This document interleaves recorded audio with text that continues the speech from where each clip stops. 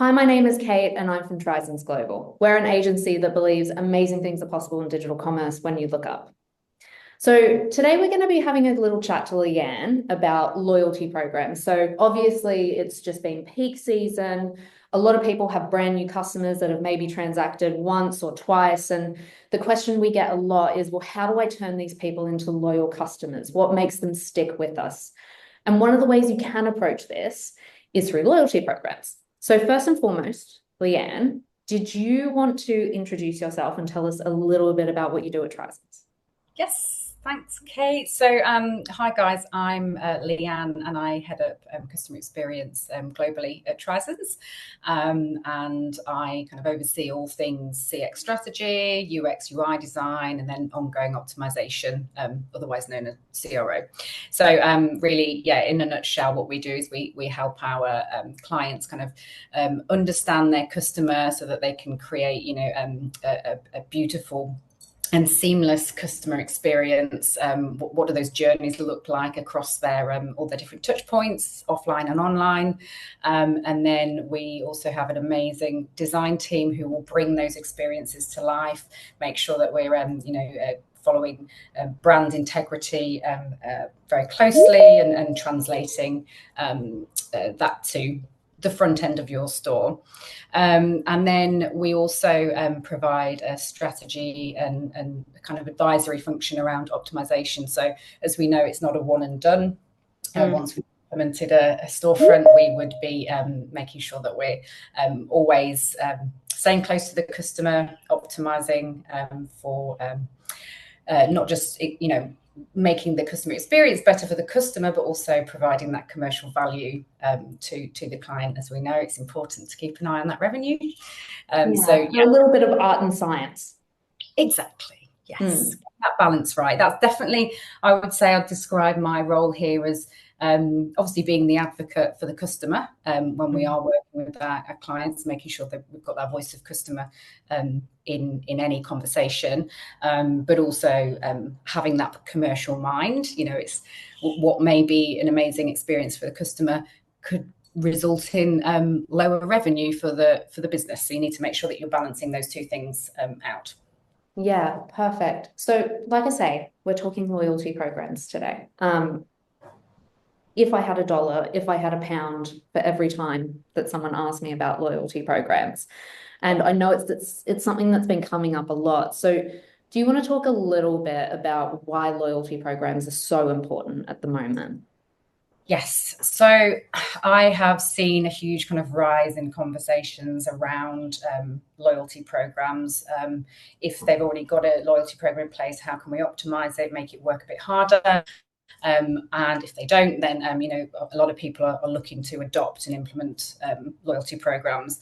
I think the big glaringly obvious thing is that we are facing into harder, macroeconomic conditions, and we all know that acquisition is a lot more expensive than retention.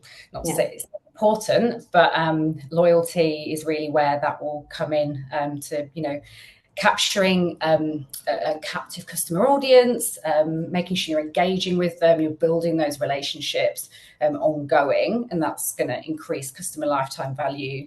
They're going to keep coming back to purchase with you, and then also advocate for your brand to other customers. So hopefully that organic acquisition that comes off the back of that. So I think, it's definitely in response to those economic conditions, and it's definitely a way to kind of cut costs to acquire.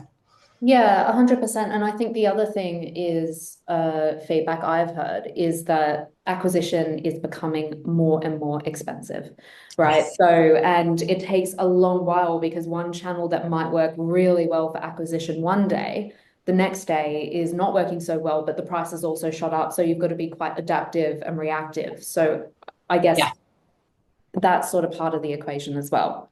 Yeah, and interestingly as well, we've been doing a lot of research into generational differences. So those younger customers, like the Gen Alpha, it makes me feel very old when I think how old they are. Gen Alpha, Gen Z, they're a lot more, they're a conscious consumer. So they're not just like shopping around without like really thinking about what that particular brand is offering them in terms of value. We are seeing that trend in them staying loyal to the brands who are giving them that, amazing value proposition. So I think they respond really well to it. And obviously that's just going to get more and more important as these younger cohorts kind of, age up and are going to have that like spending power. So yeah. I guess, so we're sort of on the track here, but in your opinion, where do you start? What makes a really good loyalty program? Like you've spoken about, we're sort of getting into it here, right? And that is the golden question. But we're sort of getting into it in the fact that you're saying, well, for Gen Z, for example, they prefer to feel like there's, a return, it's more conscious, it's, this, it's that. So how? Well, I think there's obviously those key strategies that you can apply that would be like the cornerstone of any loyalty program. So obviously all things like, personalization is really key to be able to provide those tailored experiences and build that engagement and relationships.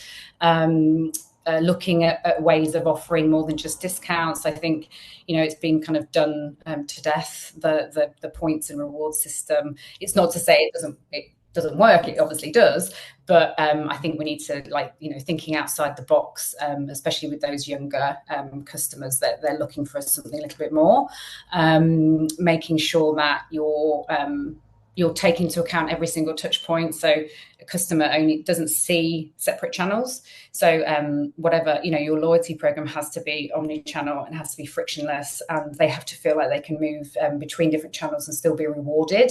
And it's all kind of coming from one single source of truth. Focusing on like emotional loyalty, so not just transactions. Go back to my point around the points and rewards and monetary value, and looking at how you can kind of use real-time engagement and make the most of your channel. So app is a brilliant one for this, so you can that ongoing communication with the customer. But I think when you say emotional loyalty, yes. Do you mean just creating that connection and like trying to explain? It's like emotional connection with a brand. So encouraging like community engagement, even peer-to-peer engagement. Things like using user-generated content. Okay. Yes, so it's definitely it's that, or and I can talk about it a bit later, but if a brand is offering as part of their loyalty like charitable contributions, so they're kind of like buying into it, so you're playing to that conscious consumer. Okay, I get it. I'm sorry, keep going I interrupted the flow there. And I think the final kind of pillar of what should be part of a good loyalty program is that ability to like simplify the process and really communicate the loyalty like framework very clearly. So they're the kind of that's what you should be including in every loyalty program. But to underpin that, you need to make sure that you are truly understanding your customer, because even though these are characteristics of a good loyalty program, there is no one size fits all when it comes to loyalty strategy. So what resonates with one audience is not going to resonate with the other. So, like, for example, you've got your luxury brands. Those customers are going to expect a lot more. They have much higher expectations from the brand.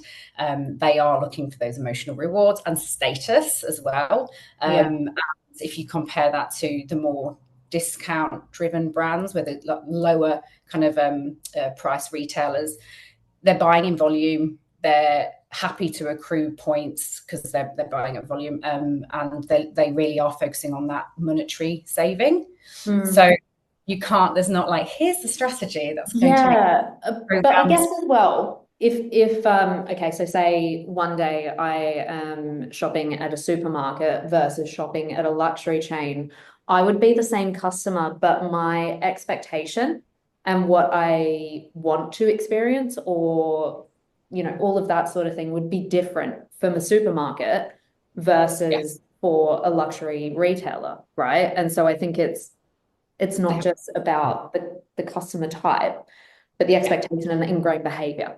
Yes, exactly. They will shop differently with one brand to another, but they'd be the same customer and they'd have the kind of same lifestyle. But yeah, they would have higher or lower expectations. And it needs to be whatever you're offering them in terms of rewards, specific to what products you're selling. It needs to add value that's aligned to their preferences and behavior, but also their brand value proposition. So that is where, yeah, loyalty program needs to both align to value prop, but also respond to what they're needing. And so I think that's why the foundational element of this to really kind of make sure that you're hitting the nail on the head when it comes to your loyalty offering, is to do that kind of deep dive into understanding who your customer is, what their needs are, and that way you can kind of tailor the experience to them.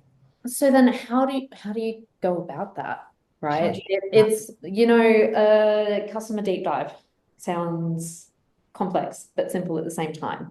Yeah. So what are some of the key questions, or what are some of the first steps you should be taking, or how should you be going about better understanding that customer and what they're really expecting from you?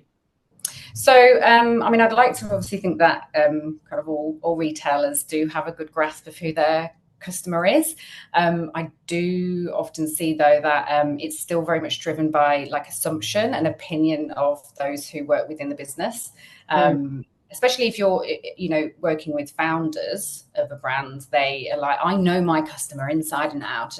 But it's like, okay, you probably did 5 years ago, but you need to make sure that you're on, like, every year, every 6 months, you are doing a research piece, staying close to the customer, implement a voice of customer strategy. So you've got that ongoing feedback. So yes, it can be complex, but not if you provide or set up a framework to be able to constantly receive those insights. I think it is very important, if you are tackling loyalty specifically, to undertake a customer research piece with loyalty focus, because it may look very different to their day-to-day BAU shopping. So, looking at the different cohorts within your customer audience, and creating personas to represent them. So that's really good to align everybody within the team to work towards kind of overarching customer first goals. And so I think it is, yes, it can be complex, but it's really just setting it up as a deep dive in the first instance, and then having that framework for ongoing feedback. So yeah, and it may be that you do need to slightly amend your loyalty strategy. You may have to have some kind of smaller loyalty strategies underneath an umbrella strategy. That makes sense. I understand. Yeah. So what you're saying is basically don't rely on what you think you know. Yes, and don't rely on just what other people are doing. Yeah, constantly ask the question. And whilst it's important to look at what other people are doing, even within the same, absolutely, like you do need to look at what others are doing. If especially if they've been successful, it's going to give you a leg up. It's like, okay, let them go first and learn from their mistakes and their successes. So you definitely need to be keeping an eye on competition. But you can't, even if it's someone, a brand retailer who's very, very close to your own, you still need to talk to your customers specifically, because they may be shopping with them differently or expect nuances, or they've left shopping with that other brand who might be a competitor for a certain reason that you don't even understand. Yeah, exactly. And that's what we do in terms of that customer research. A big component of it is taking the time to talk to customers around, like, where else do they shop? What do they love about a particular brand? There's just so many like gold nuggets we can get out of that. And it's like, okay, that's working really well for them. How can we implement that and then do it better? That's very tailored to our brand.